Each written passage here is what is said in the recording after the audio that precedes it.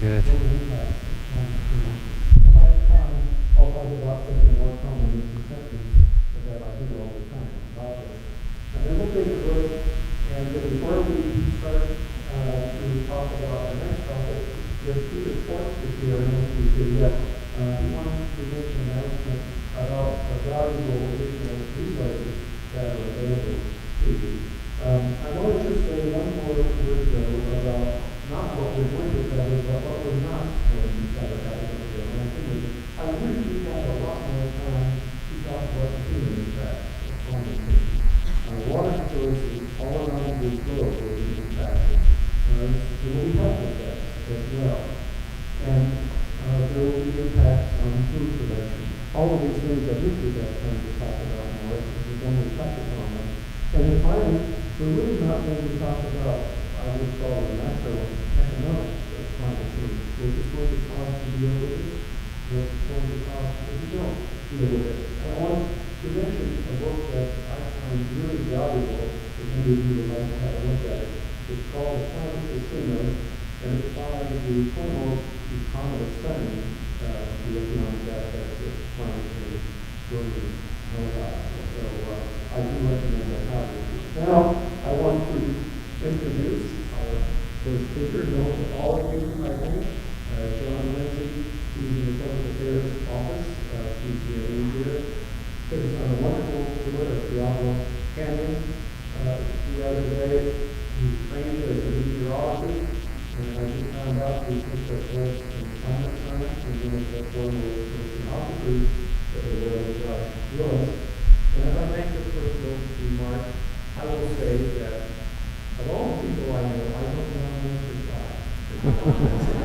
Oh, thank you, Ray. All right. Okay. Well, so I need to turn this down just a smidget then, because we did get a little bit of feedback.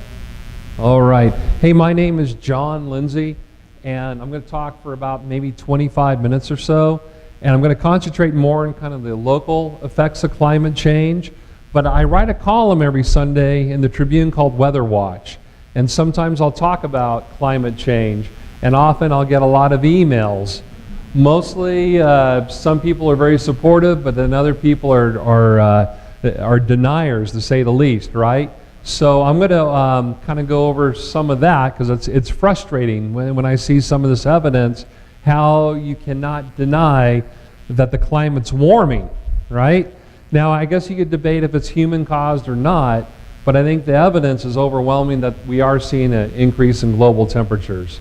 So with that, and since you're all a captive audience, I always show pictures of my family, right? Okay. Okay, so to begin with, Admiral Rickover was the father of the nuclear navy, and the first nuclear vessel, ship ever built was the Nautilus, USS Nautilus, and its distinct achievement was to sail underneath the North Pole. The first ship to ever do that. The first ship to ever make it to the North Pole. And so I'm trying to say, since 1958, the Navy's had meticulous records on the death of the ice cap up in the Arctic. And in fact, the Nautilus tried to get up to the North Pole in June of 1958, and then again in July of 1958, but it couldn't because the ice was too thick. And finally, in August of 1958, they were able to sail underneath the North Pole. Okay, this is Admiral Locklear, and he's CPAC. He's commander of Pacific. And all the Air Forces report to him, all the Armies report to him, the Marines report to him, and of course the Navy reports to him. This is the same office that Admiral Nimitz held back in World War II. It's a tremendous amount of responsibility, as you can imagine. And to achieve that area or that position of responsibility, it's amazing to think. I think he's got 2 PhDs, and he went to Annapolis for his undergraduate degree. And he's been in the Navy now for about 44 years. So there's a lot of experience, right? And he was at a news conference last year, and all the reporters gathered around him, and they asked him, well, Admiral, what's your biggest concern? Is it North Korea? Is it China? Is it Russia? And without hesitation, he said, no, my biggest concern right now is climate change. And you can't deny that Admiral Locklear is some radical left-wing environmentalist, what I'm accused of being all the time, right? In these emails. Okay. So, you know, he's not part of that left-wing conspiracy. There you go. And I think the data that really shook me up and a lot of other people is the thickness of the ice cap in the Arctic, all right? So here's a little 30-minute video, 30-second video. So you can see this is the thickness of the ice cap. So in 78 went up and then kind of went up some more, and then it came down. So every year you'll see it go up and go down, go down, go up, go down. It varies from year to year, right? And a lot of these folks who write emails to me will say, look, you know, in 95 it went up, so this is false. You don't know what you're talking about. You know, heck, the ice cap is actually free. There's more ice up in the Arctic, right?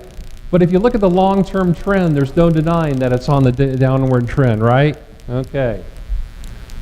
So another thing that convinced me was I spent 2 summers in Alaska gold mining in 1975 and 1976, the bicentennial of the United States. And I spent 24 years in the Navy. And part of that time was going to Japan. And when we went to Japan, we flew in a P-3 Orion. That was our aircraft.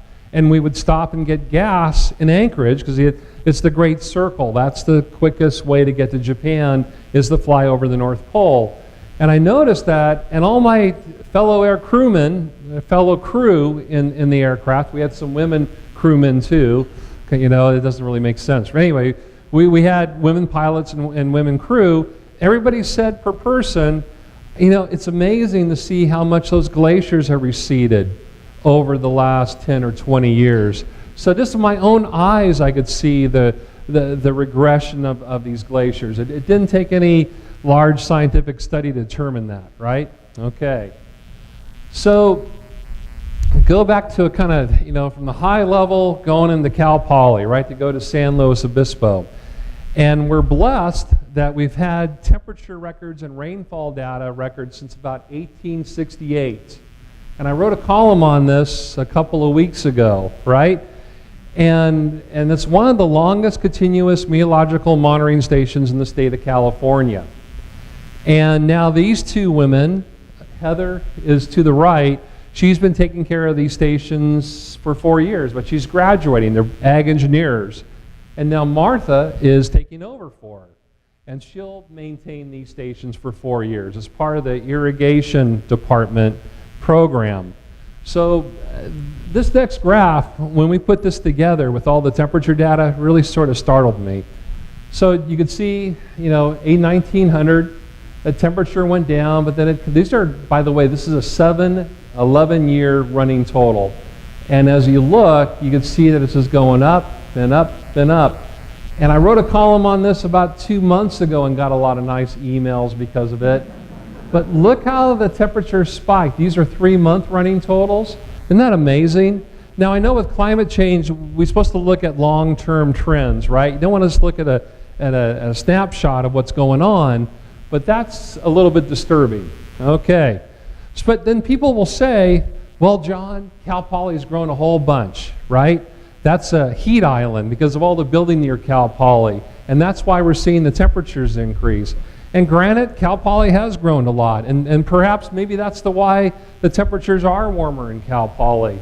But if one was to look at Paso Robles Airport, and you can see that the temperature is still gradually coming up, and up, right?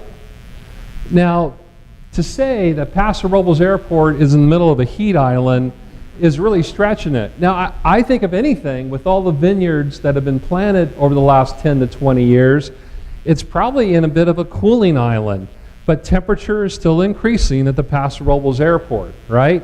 And that's a comment that I get all the time. In fact, I got a comment from a PhD who wrote me an email complaining about that column, and I said, you know, dear, I'll just use his first name, Ed, look at this. I mean, there's no way there's a heat island in that area. And by the way, the temperature station or the weather station's right there. So there you go, right smack, and it's been there since 1949. Okay, so we'll talk a little bit about the ocean, all right?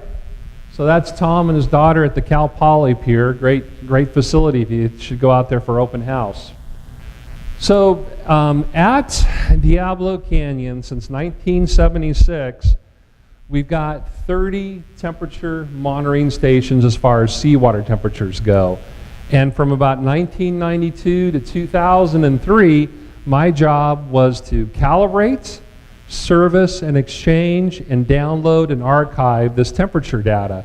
We take 3 readings per hour, all right? Okay, and this particular station is located up here near Point Bashan. So here's what the data looks like, and this was surprising, right? So we have the maximum temperatures, the minimum temperatures, and the mean temperature. To come up with this one graph, we're talking over 1 million data points. It's a lot of temperature readings, right? And the reason why it's been, well, first of all, you could really see the 83 El Nino and also the 98 El Nino, right? Really come up pretty strongly. So, why has this temperature remained pretty flat over the years? And I think number one is that we've been in the negative phase of the PDO for quite some time, and that's a cycle that affects the northeastern Pacific in our region. And it's a very long-term cycle, maybe from 10 to 40 years or so. A lot of people think that that's also contributing to our dry conditions. Okay, but I think really the real culprit is that we've been seeing a gradual increase in northwesterly winds, all right? And probably what's going on is that the inland temperatures are getting warmer and warmer and warmer in the Central Valley of California. And that's creating what's called the thermal low. And that thermal low is becoming more intense. And you still have the eastern Pacific high off the coastline. So nature never likes anything that's out of balance. So that's why I think a lot of people have wrote me or written and said, John, we've been kind of noticing the northwesterly winds during the spring and the summer months seem to be getting stronger and stronger. And I think there's really something to that. I think as that thermal low becomes more intense due to climate change, the global warming, I think we'll probably see a greater occurrence of northwesterly winds. And what that does is it produces more upwelling. And upwelling is when you have strong northwesterly winds blowing down the California coastline because of Aikman's spiral. The cold deep water comes up to the surface, all right? So it actually produces colder seawater temperatures along with very nutrient-rich water. I mean, that's really what you want to see. So that means we've been seeing a greater occurrence of kelp, more algal and debris growing, macrocystis and nereocystis, right? And that's probably due to the increasing northwesterly winds that produce cooler seawater temperatures that promote algal along our coastline. Does that make sense? I mean, we've seen an increase in brown algae, green algae, and the reds all together. Now, believe it or not, during optimum growing periods during the summer, macrocystis, California giant kelp, will grow 24 inches in one day. You can almost go out there and watch it grow, believe it or not. Okay, so one thing we have noticed, and what I did for 20 years or so, was I calibrated these TDRs, temperature depth recorders. And I would calibrate the thermistor, and we would calibrate to about a couple hundredths of a degree Celsius. We really pride ourselves on really calibrating these.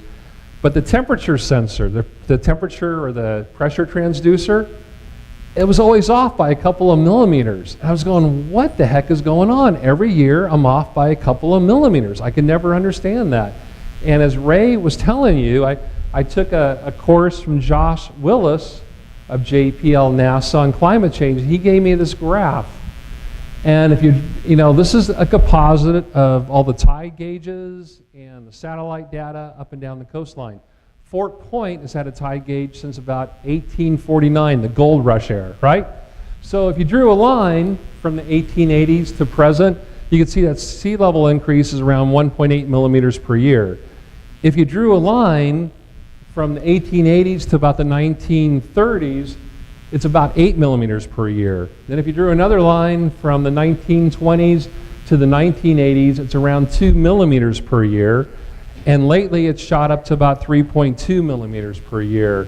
And that's what was causing my pressure to be off by a few millimeters per year. It just drove me nuts. Now, sea level. That's sea level. I'm sorry, I'm trying again a little bit too fast there. So that's sea level. So that's actually because of thermal expansion of the ocean in the upper layers of the ocean, we're actually seeing an increase in sea level. All right? Any questions about that? All right, so here's the latest and greatest data. And for a long time, I started to receive these emails around 2010 and received them till 2012.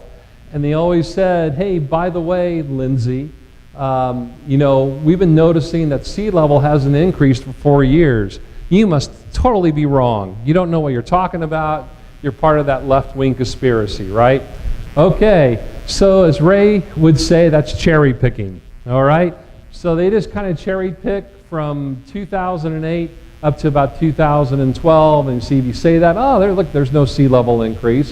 What are you guys talking about? But if you, once again, if you look at the long term, you can see what's going on. It's going up, up, up, up, right? Any questions about this? I guess if I wanted to cherry pick, right, I could start in 2011 and say, look, sea level's increasing by 6 millimeters per year.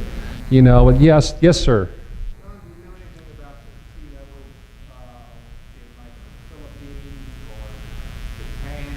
Right. Yeah, some areas of the ocean are seeing a greater amount of sea level increase, and some areas are seeing less, and this is a composite of the entire world. So it's just not Fort Point. I'm just saying they used some of the data from Fort Point back in the mid 1880s. So it's the whole world, Dick. That's not just along. Yeah, it's an average of the whole world. Yes, you had a question?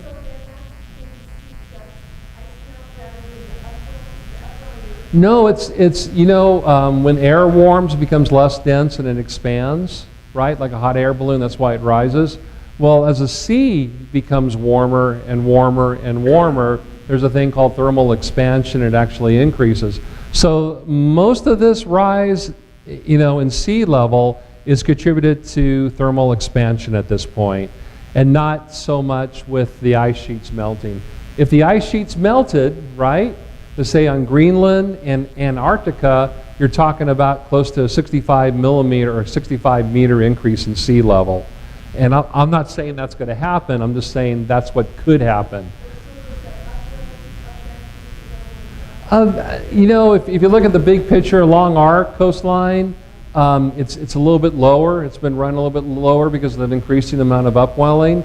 But during strong El Nino events, when you look at predicted tides, which is they look into the gravitational forces between the Earth, Sun, and Moon, and actual tides, they'll actually be 7 or 8 inches higher because the seawater is so much warmer. But because we've been in that PDO, the negative phase of the PDO, sea level's actually been a couple of inches lower than predicted. So there you go. Those are great questions. Okay. All right. So, you know, a lot of the models are saying we'll probably see 1 meter of sea level increase over the next 100 years. And these are inundation maps. And this is where I live. I live right here in Baywood Park. So my house could probably survive about 3 feet, right? But if you live in the cloisters, does anybody here live in the cloisters? That could be an issue in the future, right? Just to let you all know. Now, as you head further south, the Pacho Coast are all pretty high bluffs, like 85 to 100 feet, so there's not much inundation, right? But if you get down to Avila Beach, the EEC, by the way, we're right here, right now, and you can see what 3 feet of sea level increase would do. Isn't that amazing? And of course, when you get down the Oceano, it's not good news at all. Okay. So when you take high tides, this is at Baywood Park, okay, combined with very large swells, right? This has happened on March the 1st. This is the actually the Port San Luis breakwater. You get this. And you can really see, look at these cars as the waves are washing up on them at the port, right? So that's kind of the consequences we're looking at in the future. Okay, here's a video, and that's a harbor seal right there. This is at Avila Beach on March the 1st. So we're really, I think we're already seeing effects of sea level increase along with storm surge and high wave events. Okay, we'll talk about the weather here briefly. So we were talking about how when the atmosphere warms, the atmosphere becomes thicker, right? Okay, so the problem is up in the Arctic, we're seeing a much greater amount of warming than we do down in the equator. So what's happening is, if you look at the thickness of the atmosphere, the 500 millibar analysis, the atmosphere is thickest at the equator and thinnest at the poles, right? But because with the warming up in the North Pole, the atmosphere is becoming thicker and thicker and thicker. And this is a hypothesis by Jennifer Francis, who I think is brilliant. She went to San Jose State University, and a lot of my coworkers know her pretty well. And she hypothesized that the jet stream would stay in one place for a greater amount of time. So along the west coast, we have this persistent ridge of high pressure, and then on the east coast, we have a persistent ridge of low pressure.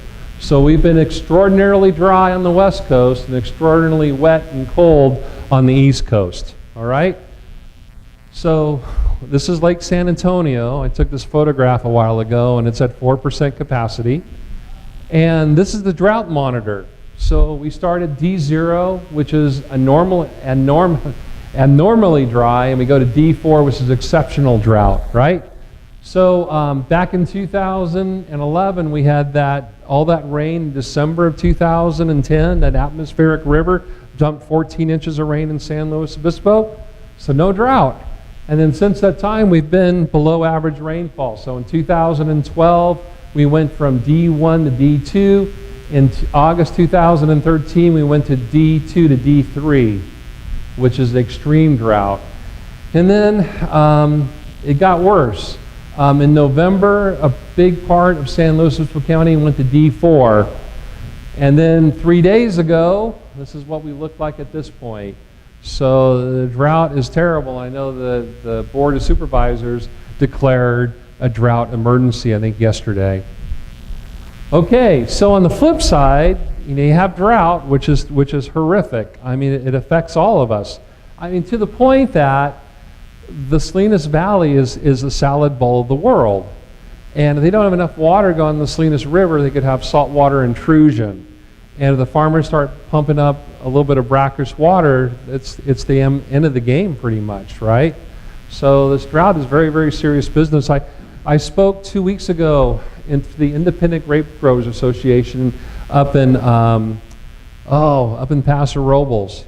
And it's amazing how many people are dependent upon viticulture, right? From credit bureau people, the people who sell heavy equipment and machinery and farm equipment, to people who sell fertilizer. It's amazing how dependent we all are on viticulture in this county. All right, on the flip side of that, though, is what's called an atmospheric river. And this is what they theorized that happened back in 1861 when the capital had to be moved from Sacramento to San Francisco. And the entire Central Valley became an inland sea. All right? Okay, so an atmospheric river is pretty amazing. It can actually hold more water vapor, actually transport more water vapor than the Amazon can transport liquid water. Just tremendous amounts of rainfall. And of course, that would cause very stormy conditions and plenty of rain. The problem is with an atmospheric river, they tend to be very warm because they're subtropical in nature. And we're really dependent upon snow in the Sierra Nevada. That acts as a reservoir. It gradually melts, and it provides irrigation and hydroelectric electricity and water for industrial purposes and residential, and of course for environmental concerns. If all of a sudden the snow level was to rise up a few thousand feet, and I think Lou's going to talk about this later on and the effect it has on our ecological systems, that all that water will come running down, and it won't be stored as a reservoir, and there's a real threat it could cause severe flooding. All right? And that's pretty much it. There you go. I got to say one thing, though, that I think is really important, is tonight at Cal Poly, has anybody here seen Pandora's Promise? It's a very powerful movie, and it's about nuclear power. And it's going to be a free showing at Cal Poly's putting this on. And I got some flyers here. And the movie's about an hour and 15 minutes long. And then they're going to have a panel discussion afterwards. And it's going to be a person who's pro-nuclear, a person who's anti-nuclear, and then an engineering professor who's kind of middle of the road who's going to moderate this. So it's a very powerful movie, and it's going to have a great answer and question session at the end. So and it's free. They'll have free parking, and the movie itself is free too, and it's brought to you by Cal Poly Arts. So here's a little flyer on it. If you'd like to go, I would encourage everybody to go and see it, because I think, my kids that I showed some pictures of, I think the greatest challenge that they'll see is going to be climate change in our future. So there you go. All right. Well, thank you so much. Thank you. Thank you, John. We need just a couple of minutes to go over to my laptop